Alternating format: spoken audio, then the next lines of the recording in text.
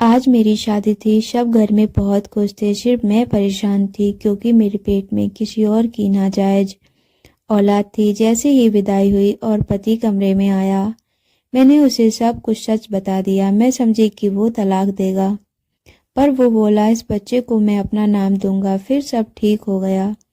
मेरी बेटी पैदा हुई। मेरे पति उसे बाप बनकर पालता। एक दिन बाजार गई और घर वापस आई तो बेटी चीख रही थी। मैं फौरन कमरे में गई तो जान निकल गई, क्योंकि मेरा नाम अंजलि है। मैं अपने माँ बाप की इकलौती बेटी हूँ और मेरे 2 भाई हैं। मैं उन सबकी लाडली हूँ। उन्होंने मुझे बड़े नाजों से पाला है। मैंने अपने खानदान की लड़कियों से सबसे ज्यादा शिक्षा हासिल की है और यूनिवर्सिटी लेवल तक गई थी। घर वालों की आंखों में तारा थी। उन्होंने यूनिवर्सिटी तक मुझे खूब फ्रीडम दिया था। इस बात का मैंने कभी भी गलत फायदा नहीं उठाया था। यहाँ तक कि बहुत से लड़के मेरी तरफ बड़े भी थे, लेकिन मैंने उन सबको वहीं पर रोक दिया था।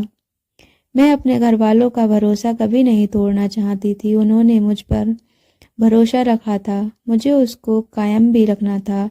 मैं बहुत खूबसूरत थी, लेकिन मैंने इसी खूबसूरती को कभी भी अपना हथियार नहीं बनाया था और ना कभी बनना चाहती थी।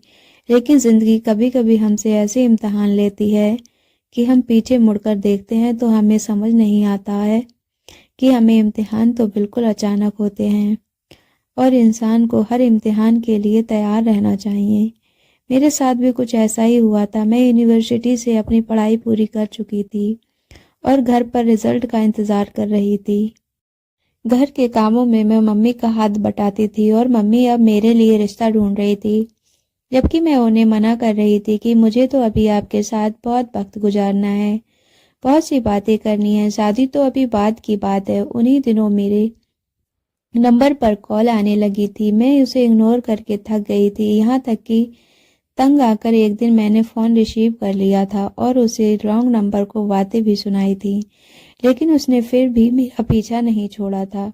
यहाँ तक कि हमारी थोड़ी बहुत बातचीत होने लगी थी। मैं उसे बातें सुनाती थी और वो मेरी बातें ऐसे सुनता था जैसे मेरे मुंह से शहद टपक रहा हो। मुझे उस पर गुस्सा आता था और उसे मुझ पर प्यार आता था। इसी नोकझोंक के दरमियान हम दोनों एक दूसरे के करीब हो गए थे। हालांकि हमने एक दूसरे को देखा तक नहीं था, ना हमने एक दूसरे को देखने की कभी ख्वाहिश की थी। हमारे ताल्लुक को 6 महीने से ज्यादा अरसा हो चुका था और हम एक जान दो शरीर हो गए थे। मैंने ये बात अपने घर वालों से छुपाई थी, लेकिन फिर भी दिल उसकी तरफ घूमता था। मैंने बहुत बार कोशिश की थी कि मैं अपना पीछा उससे छुड़ा लूं, लेकिन ऐसा नहीं हो सका था। हर बार पीछे छुड़ाने पर वो एक नए नंबर से कॉल किया कर लेता था और फिर मजबूर होकर मैं दोबारा उससे बात करने लगती थी। मुझे समझ ही नहीं आता था कि उसकी बातों में ऐसा क्या जादू था कि यूनिवर्सिटी में हजारों लड़कों के होने के बावजूद भी मैंने ऐसा कोई कदम नहीं उठाया था। लेकिन उसकी बातों में आकर मैं न सिर्फ उससे बात करने लगी थी, बल्कि अब मेरा भी उसके बगैर गुजारा नहीं होता था। दिन ऐसे ही गुजर रहे थे। एक दिन उसने मुझसे एक अजीब सी फरमाइश कर दी थी और मैंने फौरन इसे इनकार कर दिया था, लेकिन उसका जिद बढ़ता चला जा रहा था। वो मुझे मिलने को कह रहा था।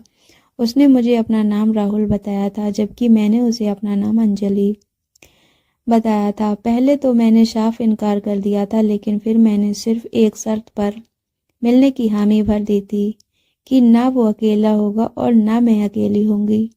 हालांकि मेरे साथ जाने वाला कोई भी नहीं था, लेकिन मैंने उसके दिमाग में ये बात बिठा दी थी कि मैं अकेली नहीं आऊंगी। उसने मुझे पता बताया और मैं वहां चली आई थी और यही मेरी जिंदगी की सबसे बड़ी गलती थी।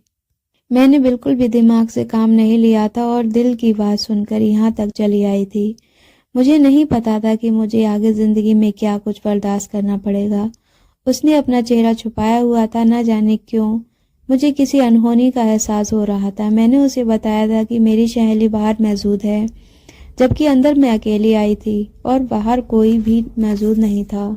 मैंने झूठ बोला था, जबकि उसने भी अपना चेहरा छुपाया हुआ था और मैं भी अपना चेहरा दुपट्टा से बंधी हुई थी। हम दोनों ने एक दूसरे को नहीं देखा था, यहाँ तक कि बिल्कुल करीब होकर भी हम नहीं देख सके थे। और फिर उसने मेरी इज्जत की धज्जियां उड़ा दी थी। मुझे मालूम नहीं था कि मेरे पहला भरोसा किसी मर्द पर मुझे इतना गहराइयों में गिरा देगा। मैं लुटी पिटी अपनी इज्जत अपने हाथों से गवा कर घर आ गई थी और अपने साथ होने वाले इतने बड़े हादसे की किसी को भी खबर नहीं होने दी थी और भगवान से माफ़ी मांगने लगी थी। मैंने माँ बाप के भरोसे को ठेस पहुंचाई थी, जिसका नतीजा मुझे भुगतना पड़ा था। अब मेरी भगवान से एक ही प्रार्थना थी, वो मैं दिल ही दिल में रोज भगवान से मांगा करती थी कि इसका नतीजा मुझे बर्बाद न कर दे। अब देखना ये था कि मेरी ये प्रार्थना पूरी होती है या नहीं। मम्मी ने मेरे लिए बहुत से रिश्ते देख रखे थे, किसी को मैं पसंद नहीं आती और कोई मेरा बाप को पसंद नहीं आता था। यूं ही 1 महीना गुजर गया था और मैं तो इसी 1 महीने में उसी तकलीफ से गुजर रही थी जो एक अजनबी रॉन्ग नंबर वाले शख्स ने मुझे जिंदगी भर के लिए दे दिया था। मेरे अंदर भी वीरानी भर गई थी और मैं उदास निगाहों से दीवारों को ताकने लगी थी। कभी खुद से बातें करने लगती थी और कभी बेवजह रोने लगती थी। इन सब के पीछे एक ही वजह थी और वो मेरी इज्जत की मेरे हाथों से निकल जाना था। मैंने तो कभी नहीं सोचा था कि मेरी जिंदगी में इस चीज से भी हाथ धोना पड़ेगा और मैं उसकी मोहब्बत में इस कदर अंधी हो जाऊंगी कि बिना सोचे समझे फैसला कर लूंगी। इसी दौरान मम्मी को एक रिश्ता पसंद आ गया था। वो लोग हमारी बराबरी के ही लोग थे। उन्होंने शादी की बहुत जल्दी मचाई हुई थी, जबकि मेरे माँ बाप कुछ वक्त लेना चाहते थे, लेकिन फिर उनकी जल्दी देखकर हामी भर ली थी और मेरे दहेज की तैयारियां शुरू कर दी थी। मगर मुझे किसी चीज में कोई दिलचस्पी नहीं थी, बल्कि मेरे अंदर एक खौफ बैठ गया था और वो खौफ हर वक्त मुझे सताए रखता था। मेरे माँ बाप ने मुझसे मेरी रजामंदी पूछी थी और मैंने सब कुछ उन पर छोड़ दिया था। वैसे भी मैं इस हालात में नहीं थी कि अपने लिए फैसला कर सकूं। 1 हफ्ते के अंदर मेरा शादी था और मेरे माँ बाप ने, क्योंकि मैंने उनकी इकलौती औलाद थी, तो मेरी शादी धूमधाम से करने की ठानी थी और ये धूमधाम मेरी आंखों को बुरी तरह से खटक रही थी। पछतावे मेरा पीछा नहीं छोड़ रहे थे और मैंने शादी का कोई भी फंक्शन दिल से एंजॉय नहीं किया था, क्योंकि मेरे सर पर एक बहुत बड़ी फिक्र मंडरा रही थी। मेहंदी वाला दिन था, सब लोग जा चुके थे। इसी दौरान मुझे बेपनाह घबराहट महसूस हुई थी और ये पिछले 2-3 दिनों से हो रहा था। मैंने ध्यान नहीं दिया थी, हालांकि मुझे फौरन ध्यान देना चाहिए था। बेतहाशा चक्कर आ रहे थे और अचानक से उबकाई सी महसूस हुई थी। मैं भागकर वॉशरूम में गई और मेरे होश उड़ गए थे। जो प्रार्थना मैं पिछले 1 महीने से भगवान से मांग रही थी, वो पूरी नहीं हुई और मैं वहीं वॉशरूम में फर्श पर बैठती चली गई थी। बाहर मम्मी परेशान खड़ी दरवाजा बजा रही थी कि सब ठीक तो है, क्योंकि मैं अचानक से उठकर वॉशरूम में भागी थी तो वह डर गई थी। अपने आंखों में मौजूद आंसुओं को रोकते हुए उठ खड़ी हुई थी और मम्मी को बस इतना कहा था कि कल रात को बाहर खाना खाया था, उसी वजह से शायद फूड पॉइजनिंग हो रहा है, आप मुझे दवाई दे दें। उन्होंने मुझे घर की दवाई दे दी थी, जो कि मैंने उनकी नज़रों से बचाकर फेंक दी थी। मुझे इसकी ज़रूरत नहीं थी।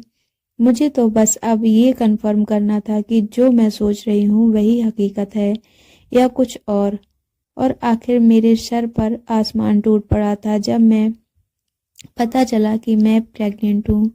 मैं शादी के बगैर पेट से थी। मेरा दिल चाह रहा था कि मैं खुदकुशी कर लूं और हमेशा हमेशा के लिए इस परेशानी से छुटकारा हासिल कर लूं, इस पछतावे से छुटकारा हासिल कर लूं जो दिन रात मुझे सोने नहीं देता। लेकिन फिर मुझे अपने बूढ़े माँ बाप का ख्याल आ जाता था, जो बहुत मेहनत और दिल से मेरे लिए कुर्बानियाँ देकर खुशियाँ खरीद रहे थे, और मैंने बदले में उन्हें क्या दिया था सिवाय रुसवाई के और कुछ भी नहीं।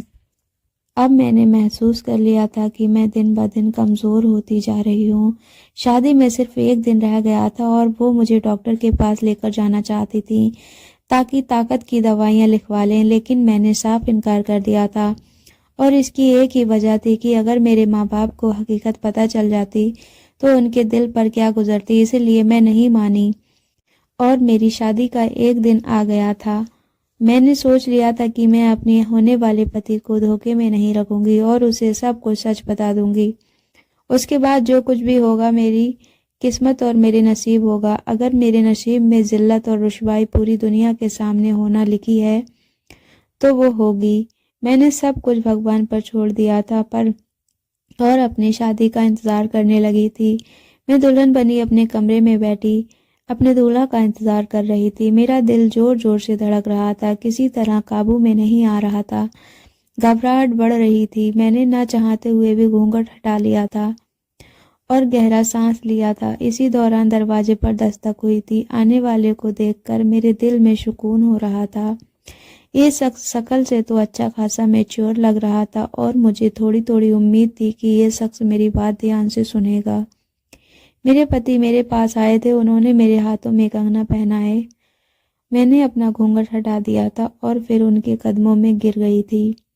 वो इस अचानक बिहेवियर पर घबरा गए थे और पीछे हटे थे। मैंने उनके पांव पकड़ लिए और फूट फूट कर रो पड़ी थी। उन्होंने मुझे दोबारा से सहारा देकर पलंग पर बिठाया था और फिर मेरे खूब रोने के बाद मुझसे पूछा था कि आखिर बात क्या है। मैंने रोते हुए हिचकियों के दरमियान सारी बात बता दी थी और आखिर में ये कहा था कि अब आपको जो भी फैसला होगा उसे मुझे मंजूर है।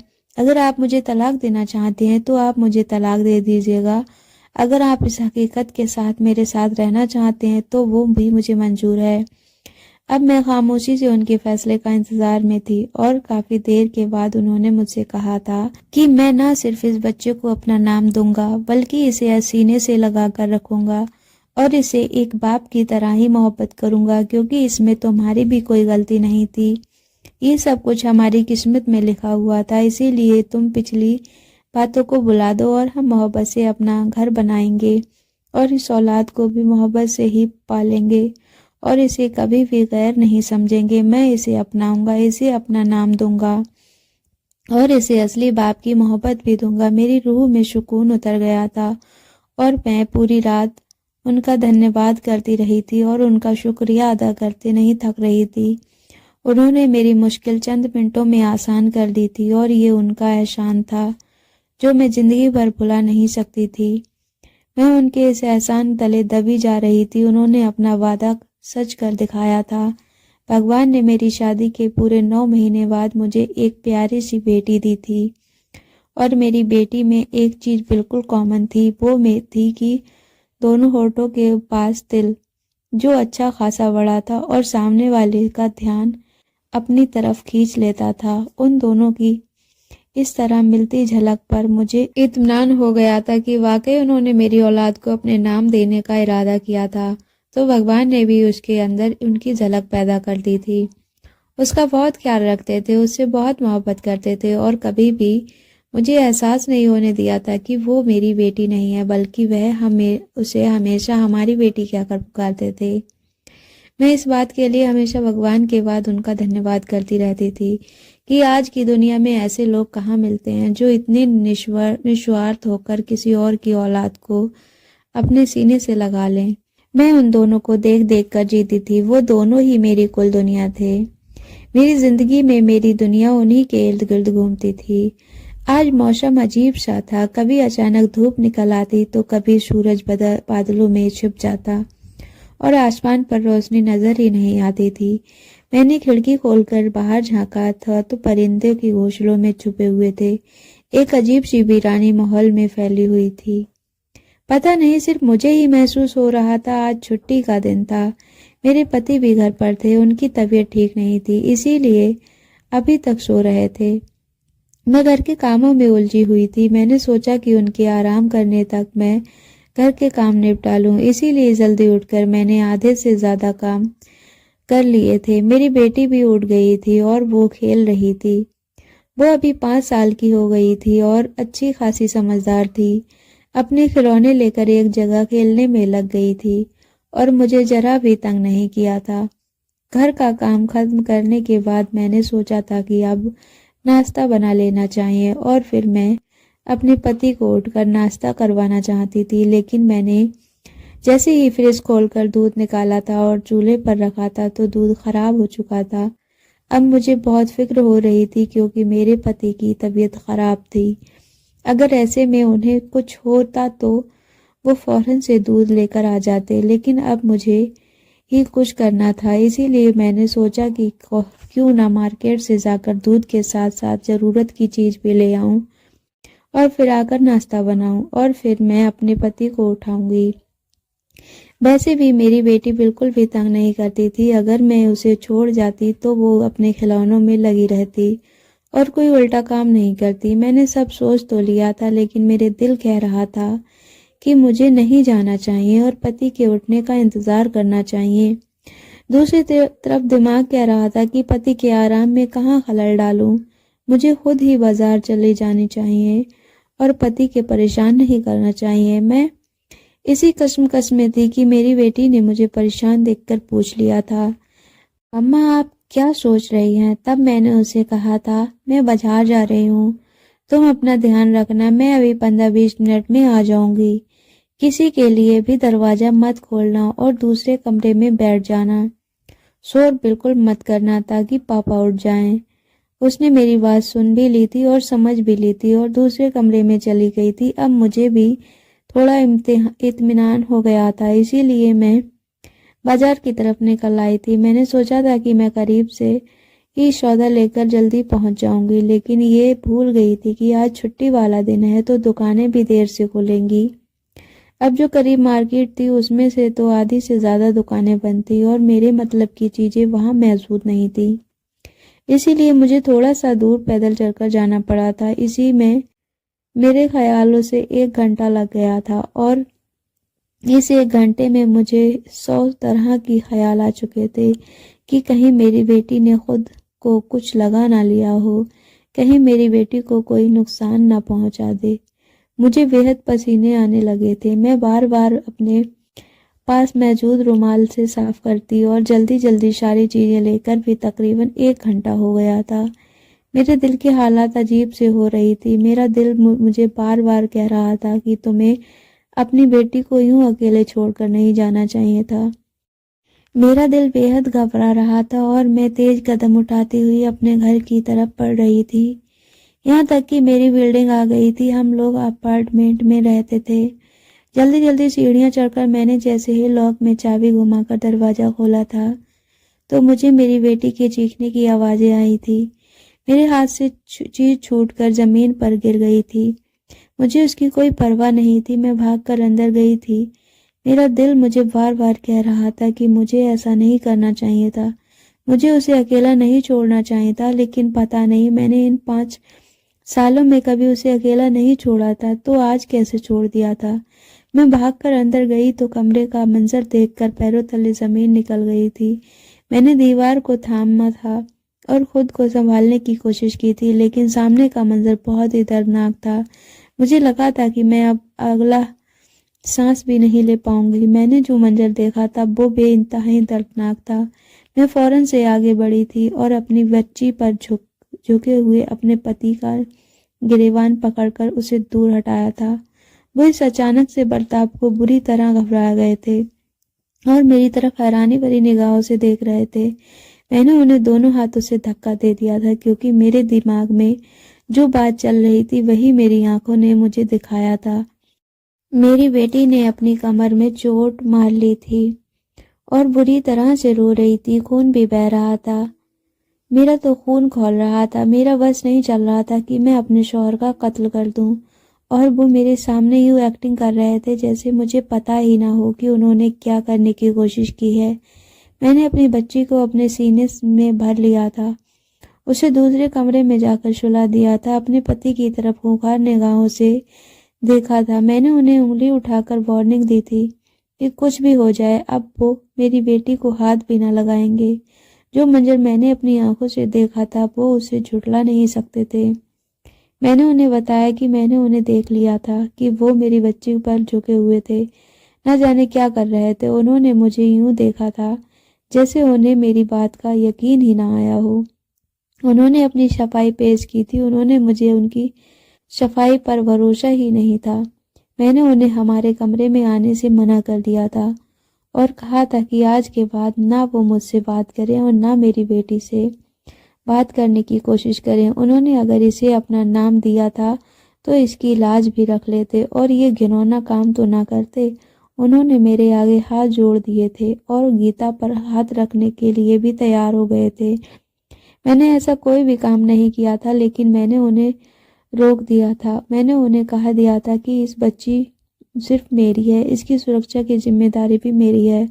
आइंदा मुझसे भी दूर रहें। और हमारे रिश्ते में एक बहुत बड़ी दरार आ गई थी और मुझे नहीं पता था कि ये दरार क्या रंग लाने वाली है। मैं नहीं जानती थी कि ये दरार मेरे अतीत को मेरे सामने लाकर खड़ा कर देगी और ऐसा राज का पर्दाफाश करेगी जिसके बाद मुझे अपनी ज़िंदगी के बारे में फैसला लेना मुश्किल हो जाएगा। लेकिन मैं बेखबर थी कि मेरी ये दुनिया जल्द उजड़ने वाली है। मैंने अपने पति को कह दिया था कि मैं कुछ दिनों के लिए अपने मायके जा रही हूँ और वहीं रहूँगी। इसीलिए मुझे तंग ना किया जाए, क्योंकि जो हरकत उन्होंने की थी वो नाकाबिले माफ़ी है। जबकि वो मुझे बार बार कह चुके थे कि मैंने ऐसी कोई हरकत नहीं की, मैं अपने दिमाग से निकाल दूं। जबकि मैंने खुद अपनी आंखों से देखा था कि जब मैंने अपनी बच्ची को चीख सुनकर कमरे की तरफ दौड़ी लगाई थी तो उनकी पीठ कमरे के दरवाजे की तरफ थी और बच्ची पलंग पर लेटी हुई थी और वो उस पर झुककर न जाने क्या कर रहे थे। मेरे दिल में फिर भी गलत ख्याल उठ रहा था और फिर हमारे बीच हालात बद से बदतर होते चले जा रहे थे। मैंने उनसे सिर्फ इतना कहा था कि अगर ये आपकी सगी बेटी होती तो भी आप उसके साथ ऐसा ही करते। उनसे ये बात बर्दाश्त नहीं हुई थी। उन्होंने हमारी शादीशुदा जिंदगी में पहली बार मुझ पर हाथ उठाने की कोशिश की थी। उनका हाथ हवा में बुलंद रह गया था। उन्हें अपनी गलती का एहसास हो गया था। उन्होंने होठ भींचकर हाथ पीछे कर लिए थे और फिर मुझे मायके जाने का इजाज़त दे दी थी और बिल्कुल खामोश हो गए थे। और आखिरी बात जो कही थी वो सिर्फ इतनी कही थी कि मैं तुमको अपनी सफाइयाँ दे देकर थक चुका हूँ। मैं तुमसे कह रहा हूँ कि मैंने इसके साथ कोई गलत हरकत नहीं की। काश कि वो इतनी समझदार होती तो वो तुम्हें खुद ही बता देती कि पापा ने कुछ भी नहीं किया, बल्कि मैं तो इसका जख्म साफ कर रहा था। अब तुम्हें जो समझना है वो तुम समझती रहो, जबकि ये आज भी मेरी बेटी है और मैं इससे इतनी ही मोहब्बत करता हूँ जितनी तुम करती हो। लेकिन मुझे उनकी किसी भी बात पर यकीन नहीं आ रहा था। यकीन भी कैसे आता, वो उनकी सगी बेटी ना थी ना, उनकी सौतेली बेटी थी। और सारे रास्ते जो मुझे ख्यालात आ रहे थे तो एक माँ के सिग्नल था। मैं बतौर माँ बिल्कुल फेल हो गई थी और अपने बच्चों को एक दरिंदे के हवाले करके मार्केट में निकल पड़ी थी। मैं अपने मायके आ गई थी और वहीं रह रही थी। मुझे पूरा 1 हफ्ता हो गया था और मेरी बेटी अपने पापा को बेहद याद कर रही थी। उसे मासूम को तो कुछ पता ही नहीं था। वो बहुत रो रही थी, जबकि मम्मी भी परेशान हो गई थी कि मैं इतने लंबे अरसे के लिए रहने तो कभी भी नहीं आई थी, लेकिन मेरे वहाँ जाने का दिल नहीं कर रहा था। अभी मैं वहाँ जाने या ना जाने की कश्मकश में थी कि मेरे पड़ोसी का मुझे फ़ोन आ गया था। उसने जो कुछ कहा था उसके अगले ही लम्हे में अपने घर जाने के लिए निकल पड़ी थी। मेरे पति घर में गिर गए थे। जैसे ही मैं घर आई थी वो बिल्कुल सही सलामत सोफे के दरमियान बैठे मुस्कुरा रहे थे, जबकि मुझे उन पर ढेरों गुस्सा आया था। मुझे उनसे इस कदर घटिया हरकत की उम्मीद नहीं थी और ये मैंने उनकी मुंह पर बोल दिया था। उन्होंने मुझे अपने पास बिठाया था और मैंने उनका हाथ झटक दिया था और उसके बाद उन्होंने जो कुछ मुझे बताया था उसे सुनकर मैं रो पड़ी थी। उन्होंने जो खुलासा किया था वो किसी क़यामत से कम ना था। उन्होंने मुझे बताया था कि पूजा यानी कि मेरी बेटी उनकी भी सगी बेटी है। और जब मैंने उनसे बात की थी कि वह उनकी सगी बेटी कैसे हुई तो उन्होंने मुझे जो कहानी सुनाई थी वो नाकाबिले यकीन थी। उन्होंने कहा था कि वो रॉन्ग नंबर में ही था जो तुम्हें तंग करता था, जिसने तुम्हें मिलने के लिए बुलाया था। मुझे गलत दोस्तों की संगत ने बिगाड़ दिया था और मैंने तुम्हारी इज्जत के तार तार कर दिया था। लेकिन यकीन जानो उसके बाद मैं एक दिन भी सुकून से नहीं सो सका था। मैं पछतावे की आग में जल रहा था और मैं पछतावा करना चाहता था कि मैंने तुम्हारी जैसी मासूम लड़की के साथ बहुत गलत किया था। इसीलिए मैंने तुम्हारा घर तलाश किया था और वहां अपने माँ बाप को बेपनाह मिन्नतें के बाद रिश्ता लेकर भेजा था। चूँकि मेरी नीयत साफ थी, आई बात बनती चली गई और मेरी तुमसे शादी हो गई। और शादी के बाद तुमने जिस तरह मुझे धोखे में ना रखा, हर हकीकत से आगाह किया था, उनसे मुझे तुम्हारा कर्जदार कर दिया था, इसीलिए मैंने खुद से वादा किया था कि मैं तुम्हें कभी भी गम नहीं दूंगा और हमेशा तुमसे बेहतरीन सलूक करूंगा और हमारी औलाद को बेहतरीन जिंदगी दूंगा। लेकिन तुम एक माँ थी और तुम्हारे नसीब में एक सौतेले बाप था, इसीलिए तुम भी अपनी जगह बिल्कुल ठीक थी। लेकिन तुम यकीन जानो, मैं सिर्फ उस पर झुककर उसकी कमर में लगा जख्म रुई से साफ कर रहा था और कुछ भी नहीं था। लेकिन शैतान ने तुम्हें कुछ और ही दिखाया था जो तुम देखना चाहती थी, या जो ख्यालात तुम्हारे दिल में पल रहे थे। अपनी बात पूरी करके वो खामोश हो गए थे और मैंने उनसे सिर्फ इतना पूछा था कि उन्होंने मुझसे ये हकीकत क्यों छुपाई थी।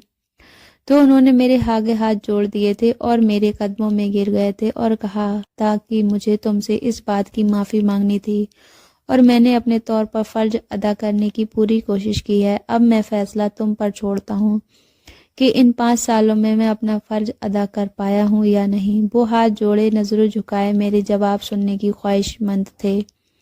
मैं चंद लम्हे खामोश रही थी और फिर मैंने उनके जुड़े हाथ खोल दिए थे और उनके सीने में अपना मुंह छुपा लिया था। मैं उनसे बेहद मोहब्बत करती थी और मैंने उनकी ये गलती माफ़ कर दी थी कि उन्होंने अपनी तरफ से 5 सालों में पूरा फ़र्ज अदा कर दिया था। मुझे उनसे कोई शिकायत नहीं थी। हमारी बेटी हम दोनों को मुस्कुराकर देखकर भागकर हमारे पास आई थी और हम दोनों की गोद में चढ़कर मुस्कुराती थी। अगर आपको आज की कहानी पसंद आई है तो वीडियो को ज़रूर लाइक कीजिएगा और अपने दोस्तों के साथ शेयर कीजिएगा। और हाँ, अगर आपने अभी तक हमारा चैनल सब्सक्राइब नहीं किया है तो चैनल को ज़रूर सब्सक्राइब करें। मिलते हैं कल एक ऐसी ही नई दिलचस्प कहानी में। तब तक के लिए अपना ख्याल रखिए।